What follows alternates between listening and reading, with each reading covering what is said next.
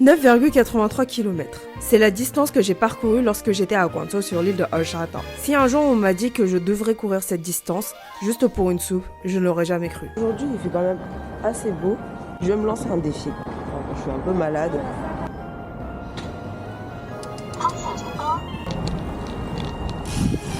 Le jour où j'ai relevé ce défi, c'était le dernier jour de l'événement. Habituellement, je courais plus une distance moyenne de 5 km. J'ai cru que la course allait commencer lorsqu'on arrive au stand, mais en fait, j'aurais pu juste courir avant et arriver.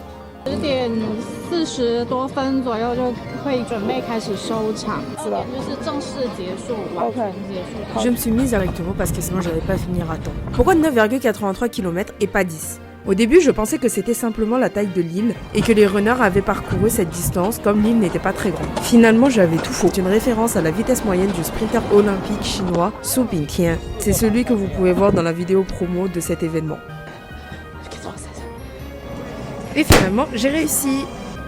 J'ai failli ne pas avoir ma récompense parce que j'ai terminé pile à midi. Et il y avait justement d'autres récompenses comme la vaisselle pour la soupe, des autocollants.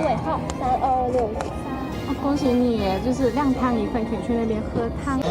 Bon bah j'ai gagné la soupe hein. C'est une soupe à base de poulet, de fruits de mer et d'herbes médicinales. Mais le goût était vraiment spécial et c'est vraiment à faire au moins une fois dans sa vie. Cette soupe permet de booster le corps après un gros effort. Perso, je n'ai pas pu le digérer car c'était beaucoup trop énergisant.